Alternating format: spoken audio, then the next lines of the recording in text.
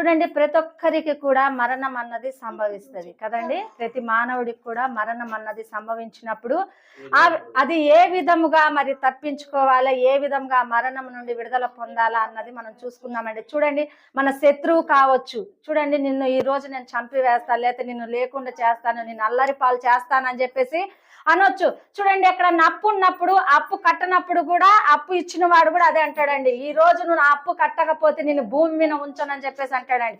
చూడండి, నానా విధమైన మరి ఆ యొక్క మరణము మనకు సంభవించినప్పుడు ఏ విధముగా మనము మరి దేవుణ్ణి ఆశ్రయించి ప్రార్థన చేయాలన్నది తెలుసుకుందాము. చూడండి, మరి మొదటి రాజుల గ్రంథము 19వ అధ్యాయము 1వ వచనంలో 2వ వచనంలో దేవుడు మాట్లాడుతున్నాడు. ఏలియా చేసినదంతయు అతడు ఖడ్గము చేత ప్రవర్తలనందరినీ చంపిన సంగతియు ఆహాబు ఏజేబెలునకు తెలియజెప్పగా. చూడండి, ఇక్కడ ఏమంటున్నాడండి, ఒక ప్రవక్త అంటే ఒక దైవజనుడు ఏమని చెప్తున్నాడంటే, ఒక రాజు లేదా ఒక అధికారి ఆయనతో ఏం చెప్తున్నాడంటే, ప్రవక్తలని మీరు చంపివేసి ఉన్నారు, వారి పట్ల నేనేం చేస్తున్నాను, దేవుని యొక్క వాక్కు మీకు నేను తెలియపరుస్తున్నాను అని చెప్పేసి మరి ఆ యొక్క దైవజనుడు చెప్తున్నాడని చెప్పినప్పుడు మరి ఆ రాజు మరి ఊరుకుంటాడండి. రాజు కానీ, రాజు భార్య కానీ, మరి ఆ యొక్క సైనికులు కూడా ఊరుకోరు. ఊరుకోనప్పుడు మరి ఆ యొక్క ఏలియా ప్రవర్త ఏం చేశాడన్నది 2వ వచనంలో కూడా ఉంటది. చూడండి, అతనికి ఎటువంటి మరి సమస్య ఎదుర్కొంటున్నాడు అతను. ఏజేబేలు ఒక దేవదూత ఏలియాకు ఈ వర్తమానము పంపించెను. రేపు ఈ వేళకు నేను నీ ప్రాణమును వారిలో ఒకని ప్రాణము వలె చేయని ఎడల దేవుడు నాకు గొప్ప అపాయము కలుగజేయును గాక. చూడండి, మరి ఆ యొక్క రాణి ఆ ఏజ్బేల్ ఏమని చెప్తుందండి, చూడండి, రేపు ఈ దినమునకి నేను నీ ప్రాణములు తీసివేస్తానని చెప్పేసి మరి బెదిరిస్తుందండి. ఎవరిని బెదిరిస్తుంది? దైవజనుడు అనుకోవచ్చు, లేదా ఒక మానవ వ్యక్తి కావచ్చు, లేదా ఒక సాధారణమైన వ్యక్తి కావచ్చు. ఎవరి దగ్గర మనం ఏదన్నా తీసుకున్నప్పుడు, ఇందాకలే నేను చెప్పాను, ఎవరి దగ్గర అప్పు తీసుకున్నప్పుడు నువ్వు ఈ రోజు అప్పు కట్టకపోతే నీకు నాకు మంచిగా ఉండదు, లేదా ఈ భూమి పైన ఉంచను, నా సంగతి నీకు తెలుసా అని చెప్పేసి కూడా అనేవారు కూడా ఉన్నారు. చూడండి, మనకు మరణం సంభవించినప్పుడు, ఏదన్నా వ్యాధి సంభవించినప్పుడు మరి డాక్టర్లు నువ్వు మరణిస్తావమ్మా అన్నప్పుడు మనం ఏం చేస్తామండి, భయపడతాం కదా. మరి భయపడి ఏం చేస్తామండి, బాధతో మనం ఏం చేస్తామంటే ఇంట్లో కూర్చొని ఏడుస్తా ఉంటాము కదా. మరి ఆ యొక్క ఏలియా ప్రవక్త కూడా ఏం చేసి ఉన్నాడంటే, మరి తను ఏం చేసింది, అతని దగ్గర ఉన్న రాజవార్త ద్వారా తనకు పంపించిందండి. పంపించి ఏం చేసిందంటే, రేపు ఈ దినము కల్లా నేను ఈ భూమి పైన ఉంచను అన్నప్పుడు ఆయన ఏం చేసి ఉంటాడండి, అయ్యో నేను ఇంతకాలము దేవుడు ప్రార్థన చేశాను, ఇంతకాలము దేవుడు చెప్పింది చేశాను, నాకే మరణం సంభవిస్తున్నప్పుడు నన్ను రక్షించేది ఎవరు అని చెప్పేసి అతను బాధపడి కోపపడి ప్రార్థన చేసినట్లు లేఖనాలు కూడా ఉన్నాయండి. అతను ఎంతగానో ప్రార్థన చేస్తున్నాడు. చేసినప్పుడు దేవుడు వర్తమానం అక్కడ పంపించున్నాడు అండి. చూడండి, ఒక వాగు దగ్గరికి వెళ్ళమని చెప్పేసి దేవుడు మరి మాట్లాడి ఉన్నాడు. చూడండి, ఒక దారి దేవుడిని చూపిస్తాడు. ఎప్పుడు చూపిస్తాడు? దేవుడి మార్గంలో నువ్వు ఉంటే, దేవుని నువ్వు అనుసరించి నడుస్తే, దేవుని వాక్యంలో నువ్వు కట్టబడితే దేవుడు మార్గం తెరుస్తాడని. లేకపోతే లేదండి. దేవుడు మాట్లాడకపోతే మనం ఈ లోకంలో ఏం చేయలేం. మరి ఆ యొక్క దైవజనుడితో దేవుడు మాట్లాడినప్పుడు అపాయం తప్పించుకున్నట్టుకు మరి దేవుడు చెప్పినట్లుగా చేస్తున్నాడండి. మరి మనము ఎంతమంది దేవుని మాట వింటున్నాము? ఎంతమంది దేవుని మాట వింటున్నాము? అపాయం వస్తుందని చెప్పేసినప్పుడు మరి దైవజనుల నోటి నుండి కానీ, మరి ప్రవక్తల నోటి నుండి కానీ, వాక్యముతో కానీ దేవుడు మాట్లాడుతుంటే ఎంతమంది మనం దాన్ని కనిపెట్టి ప్రార్థన చేస్తున్నాము? చూడండి, కొందరు వ్యక్తులు మరి ప్రార్థన చేయమన్నప్పుడు చేయనప్పుడు కూడా అది అపాయం సంభవిస్తుందండి. అపాయం సంభవించినప్పుడు దాని నుండి ఎవరు కూడా తప్పించలేరు. కొంతమంది మరి ఉపవాసం ఉండి ప్రార్థన చేసినప్పుడు భర్త ద్వారా శోధన కలగొచ్చు, బిడల ద్వారా శోధన కలగొచ్చు, ఇరుగు పొరుగు వారి నుండి కూడా శోధన కలగొచ్చు. అయినా కూడా నువ్వేం చేయాలంటే ప్రార్థన చేయాలి. దేవుడు ఏం మాట్లాడతాడు నాతో, దేవుడు ఏం తప్పిస్తాడు నాతో అని చెప్పేసి ప్రార్థన చేయాలండి. మరి ఆ ఏలియా ప్రవక్త ఏం చేశాడంటే ప్రార్థన చేశాడు. దేవా, నేను చేసిన కార్యములు, నువ్వు నా పట్ల చేసిన అద్భుతాలు మరి ఏమైపోయినాయి, ఒక ఆడ మనిషి నన్ను బెదిరిస్తుంది ప్రభు అని చెప్పి అసలు కూడా మరి ప్రార్థన చేసి ఉండొచ్చండి కదా, ప్రార్థన చేసి ఉండొచ్చు. చూడండి, నా జీవితంలో కూడా 16 సంవత్సరాల క్రితం ఒకటి సంఘటన జరిగిందండి. చూడండి, నాకు కూడా రొమ్ము క్యాన్సర్ అయినప్పుడు మరి డాక్టర్లు అందరూ కూడా చెప్పారండి, ఈమెకు ఆపరేషన్ చేయకపోతే చనిపోతుంది అని చెప్పేసి మరి డాక్టర్లు చెప్పున్నారండి. చెప్పినప్పుడు కూడా నేనేం చేశానంటే ఆ డాక్టర్ చెప్పిన మాటను నేను వినలేదండి. డాక్టర్ చెప్పిన మాట వినక నేను దేవాతి దేవుని వైపు మరి నా చేతులు ఎత్తి ప్రార్థన చేస్తున్నానండి. దేవా, బ్రతికించువాడవు నీవే, చంపేసివాడవు నువ్వే, ఆయుషిచ్చువాడవు నువ్వే, స్వస్థపరచువాడవు నీవే ప్రభు అని చెప్పేసి నేనేం చేశాను, ప్రార్థన చేశాను. ప్రార్థన చేసి ప్రభా నన్ను స్వస్థపరచయ్యా, నన్ను స్వస్థపరిస్తే నేను నీ సాక్షిగా నిలబడతాను ప్రభా అని ప్రార్థన చేశానండి. హల్లెలూయా. ప్రార్థన చేసిన వెంటనే దేవుడు ఏం చేశాడంటే, మరి నేను శ్రమ పడుతూ, కష్టపడుతూ, బాధపడుతూ, ఏడుస్తూ ప్రార్థన చేశానండి. చూడండి, ఎవరికైనా మరణం సంభవించినప్పుడు మరి డాక్టర్లు చేతులు ఎత్తి వేసినప్పుడు ఏం చేస్తామండి? ప్రార్థన చేస్తాం, ఏడుచుకుంటూ ప్రార్థన చేస్తాం, ప్రభా నువ్వు తప్ప నన్ను స్వస్థపరిచే వారు ఎవరు లేరని. అదే విధంగా నేను ప్రార్థన చేసినప్పుడు అండి, చూడండి, ఆపరేషన్ జరగకుండా నన్ను స్వస్థపరిచాడండి దేవుడు. హల్లెలూయా. అటువంటి స్వస్థత దేవుడు నాకు ఇచ్చినప్పుడు మీ జీవితాల్లో కూడా దేవుడు ఎందుకు అద్భుతం చేయడు? మొట్టమొదటిగా మీరు దేవుని యందు కనిపెట్టి ప్రార్థన చేస్తలేదండి. ఇందాక దైవజనులు అన్నారు కదా, మరి ప్రార్థనకు గొప్ప శక్తి ఉంది, ప్రార్థన చేస్తే ఆశ్చర్య కార్యములు మరి దేవుడు చేస్తాడు అన్నట్లుగా ఎంతమంది ప్రార్థన చేస్తున్నారు. చూడండి, నీకు శ్రమ కలుగుతున్నప్పుడు నువ్వు ప్రార్థన చేస్తున్నావా? లేదా నీ శ్రమను పట్టి ఇరుగు పొరుగు వారి దగ్గరికి వెళ్ళి నీ సంఘటనలన్నీ కూడా చెప్పుకుంటున్నావా? నువ్వు ప్రార్థన చేయాలండి. దేవాతి దేవుని సన్నిధిలో కూర్చొని నువ్వు మోకరించి ప్రార్థన చేస్తే దేవుడు ఎంతో అద్భుతాలు, ఆశ్చర్య కార్యములు దేవుడు చేస్తానని చెప్తున్నాడండి.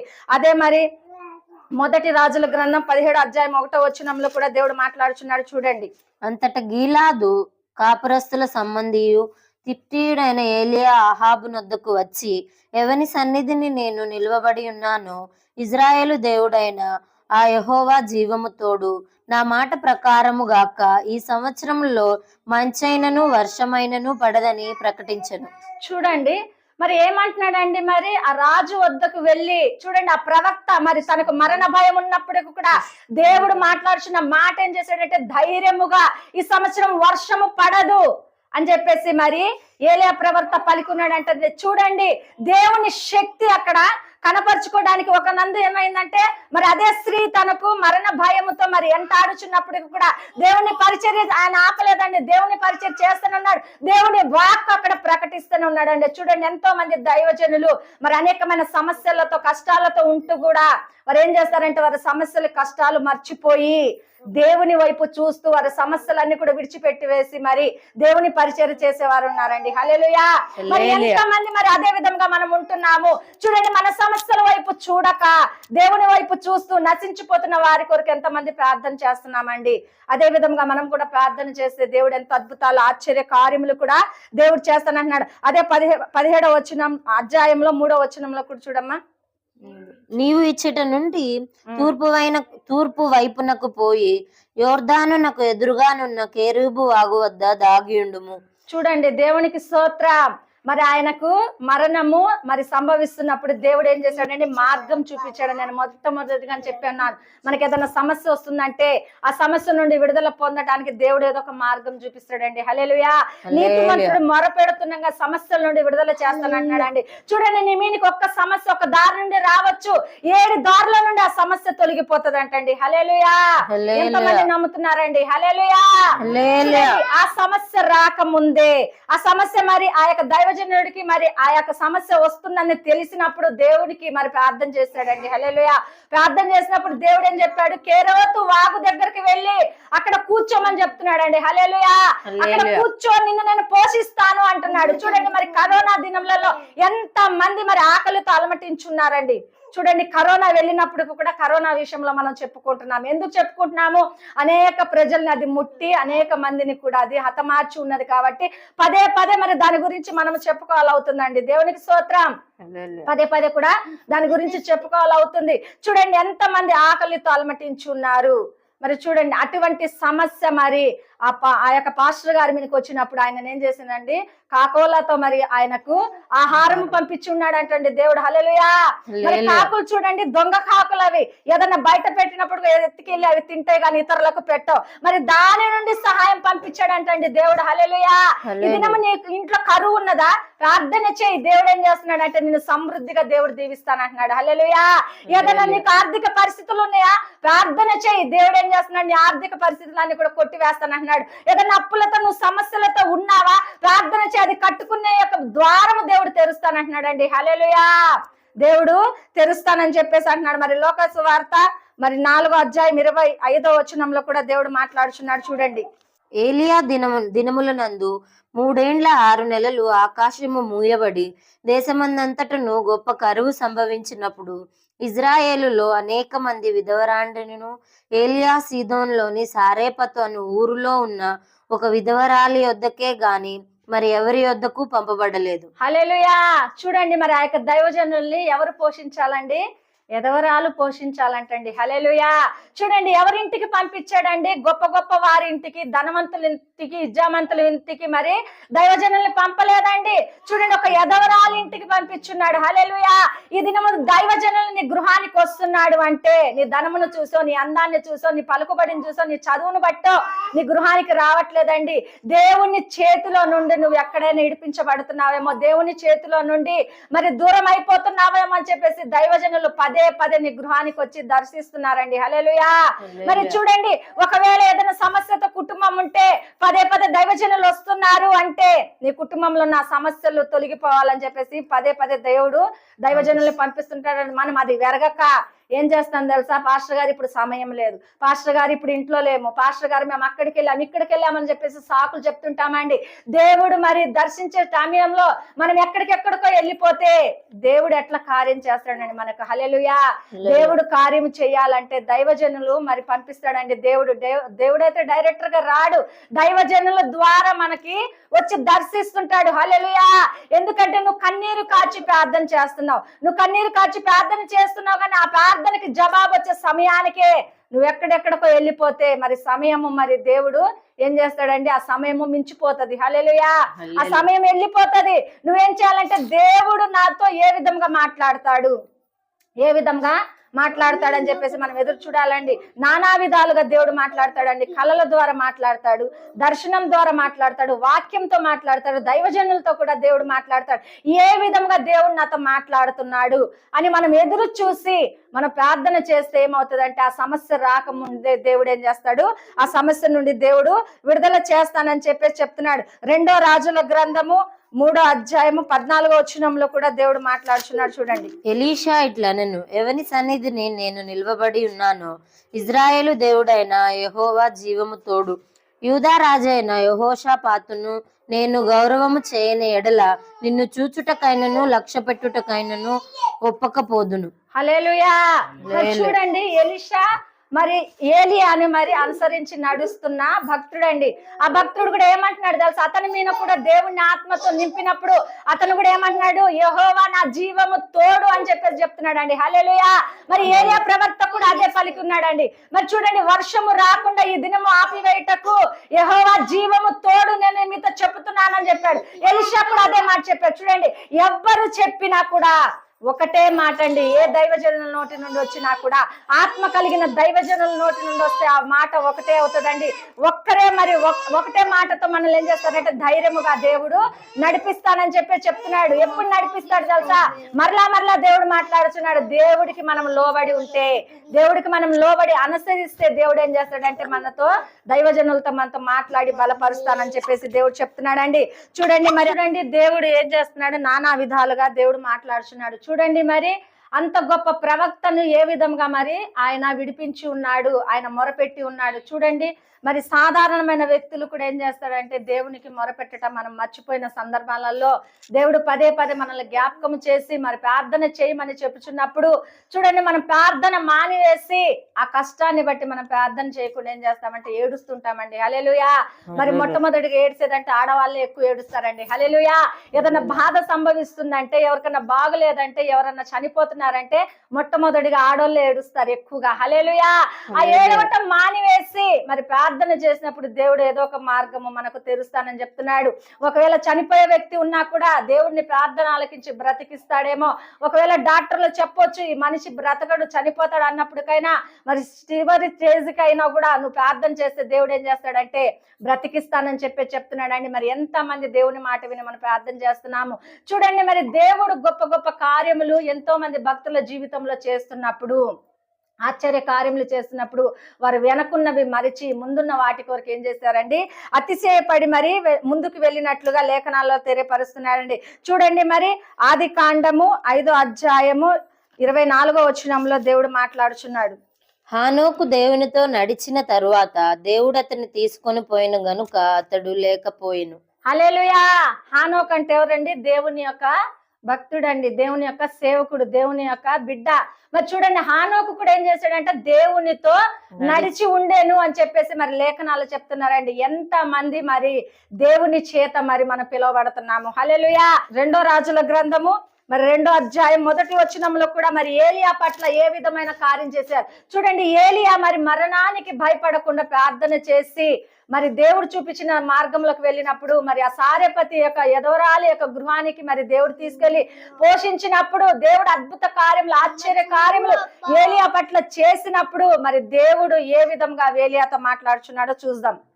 యెహోవా సుడిగాలి చేత ఏలియాను ఆకాశంనకు ఆరోహణము చేయింపబో కాలమున ఏలియాయు ఎలీషాయు కూడి గిల్గాలు నుండి వెళ్ళుచుండగా ఏలియా, యెహోవా నన్ను బేతేలునకు పొమ్మని సెలవిచ్చి ఉన్నాడు గనుక నీవు దయచేసి ఇక్కడ నుండుమని ఎలీషాతో అనెను. ఎలీషా, యెహోవా జీవము తోడు, నీ జీవము తోడు, నేను నిన్ను విడువనని చెప్పగా వారిద్దరును బేతేలునకు ప్రయాణము చేసిరి. చూడండి, మరి ఇక్కడ ఏమని మాట్లాడుతున్నాడండి దేవుడు? ఏలియాకి మరి దేవుడు మాట్లాడి ఉన్నాడు. ఎందుకంటే ఏలియాను తీసుకెళ్లే సమయము మరి దగ్గరికి వచ్చి ఉన్నది. ఆకాశము నుండి సుడిగాలి లాంటి ఒక గాలి వచ్చేసి ఏలియాని తీసుకెళ్లే సమయం దగ్గర ఉన్నదని చెప్పేసి మరి దేవుడు బయలుపరుచున్నాడు. చూడండి, అదే దైవజనుడు మరి మరణము వైపు మరి మరణము సంభవిస్తున్నప్పుడు కూడా అదే దైవజనుడు మరి దేవుని సన్నిధిలో నిలబడి ఉన్నాడు. అదే దైవజనుడికి మరి కరువు వస్తుంది. చూడండి, వర్షము పడకపోతే మన దేశాలలో ఏమవుతుంది? కరువు కలుగుతుంది కదండి. కరువు కలుగుతుంది. మరి కరువు కలిగినప్పుడు ఆకలితో మరి ఎంతో మంది అలమటించాలి. ఎందుకంటే మరి అక్కడ ఏమి పంట పండదు కదండి. ఏమి పంట పండనప్పుడు మరి ఏమొస్తుంది? కరువు వస్తుంది. మరి అదే ప్రాంతానికి మరి దేవుడు తీసుకువెళ్ళి మరి యదవరాలి గృహంలో దేవుడు ఉంచి ఆ కుటుంబాన్ని, ఆ ప్రాంత కుటుంబస్తులకు కూడా అందరికి కూడా మరి పోషించినట్లు లేఖనాలు ఉన్నాయి. అదే దైవజనుని మరి చూడండి బయలుపవర్తల ఎదుట మరి అగ్ని కుమ్మరించినట్లుగా మరి లేఖనాలలో ఎంతో లేఖనాలలో మరి తెలియపరుస్తున్నాడండి. చూడండి, అదే విధముగా మరి దేవుడు ఏం చేస్తున్నాడంటే ఆయన కొనిపోయే సమయం దగ్గరకు వచ్చినప్పుడు దేవుడు ఏం మాట్లాడుచున్నాడండి? సుడిగాలి లాంటి ఒక గాలి వచ్చి ఆయన తీసుకువెళ్తానని చెప్తున్నాడండి. హల్లెలూయా.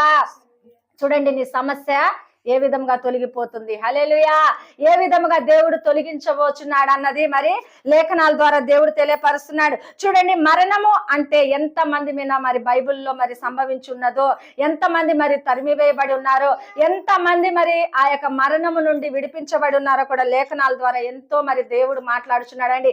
మరి దావీదు మీదకు కూడా చూడండి మరణము సంభవించున్నదండి. మామ తన కుమారుడు, సొంత కుమారుడు కూడా తనను చంపివేయాలని చెప్పేసి తరిమి కొడుచున్నప్పుడు కూడా ఆయన నానా విధములు బాధపడుతూ కూడా ఆయన ఏం చేశాడు? ప్రార్థనను విడిచిపెట్టలేదండి. హల్లెలూయా. ప్రార్థనను విడిచిపెట్టక మరి ప్రార్థన చేస్తూ ఆయన ఏం చేస్తున్నాడు తెలుసా? దేవాతి దేవుణ్ణి కనిపెట్టి మరి ప్రార్థన చేస్తున్నాడు. హల్లెలూయా. మరి హిజ్కియా కూడా చూడండి మరణము సంభవించినప్పుడు, హిజ్కియాకి మరణము సంభవించినప్పుడు మరి దైవజనుల నుండి వర్తమానం వచ్చినప్పుడు మరి నువ్వు చనిపోతావు అన్నప్పుడు మరి ఆయన ఏం చేశాడు? నేను చనిపోతానా అని చెప్పేసి మరి గృహంలో అందరికీ చెప్పి మరి భయంకాంతులు చేయలేదండి. ఆ హిజ్కియా ఏం చేశాడంటే మరి దైవజనులు ఎదుటిగా ఉండి నీకు మరణము సంభవించబోతుంది, నీ ఇల్లు చక్కబెట్టుకోమని హిజ్కియాతో మరి దైవజనులు మాట్లాడినప్పుడు ఆ హిజ్కియా ఏం చేశాడంటే గోడ తట్టుకు తిరిగి ప్రార్థన చేసినట్లు ఉందండి. హల్లెలూయా. దేవా, నేను ఏ విధంగా నీలో ఉన్నాను, ఏ విధంగా నువ్వు చెప్పినట్టు నడుచుకొని ఉన్నాను ప్రభు అని చెప్పేసి ప్రార్థన చేసినప్పుడు ఆ మరణము విడిపించానకు ఏం చేశాడండి? ఆయుష్ను పొడిగించాడంట. హల్లెలూయా. హల్లెలూయా. మరి ఎంతమంది ప్రార్థన చేస్తున్నామండి? చూడండి, ఎంతమంది ప్రార్థన చేస్తున్నాం. గర్భిణీ స్త్రీలు ఉన్నప్పుడు మరి చూడండి మరి గర్భిణీ స్త్రీలు మరి డెలివరీ టైంలలో మరి డాక్టర్లు ఆపరేషన్ చేస్తారు అన్నప్పుడు వారిలో కూడా భయం, ఆందోళన కలుగుతుందండి. కొంతమందికి ఏమవుతుందంటే బీపీ రేజ్ అవుతుంది. హల్లెలూయా. ఎందుకంటే అమ్మో మరి ఆపరేషన్ అంటే ఏ విధంగా చేస్తారో, ఏం చేస్తారో అని చెప్పేసి భయపడతారు. చూడండి, మరి అటువంటి సందర్భాలను కూడా నువ్వు భయపడక ప్రార్థన చేస్తే దేవుడు ఏం చేస్తాడంటే మంచి డెలివరీ సమయంలో దేవుడు తోడై ఉంటానంటున్నాడండి. చూడండి, మరి మోషే కూడా మరి మోషే కూడా ఏం చేశాడంటే మరి ఒక వ్యక్తిని మరి చంపివేసి మరి ఇసుకలో బూడ్చి పెట్టి వేసి మరి వెళ్ళిపోయి ఉన్నాడండి, పారిపోయి ఉన్నాడు. చూడండి, దేవుడు అతన్ని విడిచిపెట్టి ఉన్నాడా? విడిచిపెట్టలేదండి. దేవుడు దర్శించి ఏ ప్రాంతంలో మరి అతను మరి భయపడి ఉన్నాడో అదే ప్రాంతానికి దేవుడు తీసుకువెళ్ళి గొప్ప ఘనంతో దేవుడు వాడుకొని ఉన్నాడండి. హల్లెలూయా. మరి నువ్వు నిలబడిన ప్రాంతాలలో నిన్ను దేవుడు ఏ విధంగా వాడుకుంటున్నాడు, నువ్వు నిలబడిన ప్రాంతాలలో దేవుడు ఏ విధంగా నీ పట్ల అద్భుత కార్యం చేస్తున్నాడు అన్నది అది నీకు మాత్రమే తెలియాలండి. హల్లెలూయా. నువ్వు నిజంగా దేవుని సన్నిధిలో నిలబడితే, దేవుని మాట నువ్వు వింటే, దేవుని ఆత్మతో నువ్వు నింపబడితే దేవుడు ఏం చేస్తాడంటే నువ్వు నిలబడిన స్థలంలోనే నేను ఘనపరుస్తానంటున్నాడండి. హల్లెలూయా. మరి ఏలియా పట్ల చేసిన దేవుడు, మరి మోషే పట్ల చేసిన దేవుడు, మరి అబ్రహాము పట్ల చేసిన దేవుడు, దావీదు పట్ల చేసిన దేవుడు, హిజ్కియా పట్ల చేసిన దేవుడు నీ పట్ల నా పట్ల కూడా చేయటానికి ఆయన సిద్ధంగా ఉన్నాడండి. మనమేమి చేయాలంటే ఆయన మాట వినుకుంటూ ముందుకు వెళ్ళాలండి. హల్లెలూయా. నువ్వు ఎన్ని శ్రమలు కలిగిన, ఎంత కష్టం కలిగిన, ఎంత బాధ కలిగినా కూడా మొట్టమొదటిగా ఇడవకుండా ఏం చేయాలండి? ప్రార్థనే చేయాలి. హల్లెలూయా. ప్రార్థనే చాలా ప్రార్థన చేస్తే ప్రతిది కూడా దేవుడు విడుదల చేస్తానంటున్నాడండి. హల్లెలూయా. బైబిల్లో ఎంతో మంది ప్రార్థన చేస్తున్నారండి. ఎన్నో అద్భుతాలు వారి జీవితాలలో కూడా దేవుడు చేస్తున్నాడు. ఎంతో మంది జీవితంలో నానా విధమైన కార్యములు కూడా దేవుడు చేస్తున్నాడు. మరి ఈ దినం మనం ప్రార్థన చేసుకుందామని, ఎందుకంటే ప్రతి ఒక్కరి ఇంట్లో, ప్రతి కుటుంబాల్లో కూడా ఏదో ఒక పనులు అంటూ ఉంటాయి కదండి, ఏదో ఒక పనులు ఉంటాయి. ఆ పనులు చేసుకోవాలా, మనం ఏం చేయాలంటే ప్రార్థన కేటాయించి ప్రార్థన చేసినప్పుడు దేవుడు ఏం చేస్తాడంటే అద్భుత కార్యములు, ఆశ్చర్య కార్యములు దేవుడు చేసుకుంటా మనల్ని ముందుకు నడిపిస్తాడండి. ప్రార్థన మాత్రం మర్చిపోకూడదండి. చూడండి, మనం అన్నం తింటాం మర్చిపోతున్నామా? మర్చిపోం కదండి. రోజు మొత్తానికి కొందరు 3 పూట్లు తినేవారు ఉన్నారు, కొందరు 2 పూట్లు తినేవాళ్ళు ఉన్నారు, కొందరు 5 పూట్లు 6 పూట్లు కూడా తినేవారు ఉన్నారు. హల్లెలూయా. అంటే వారికి అరుగుదలను బట్టి వారు తింటారండి. మనము కూడా ఎందుకు ప్రార్థన మానేయాలా? రోజు మొత్తానికి ఒక్కసారి ప్రార్థన చేసేసి మానేయాలా? చూడండి, 5 నిమిషాలు, 2 నిమిషాలు, 1 నిమిషము.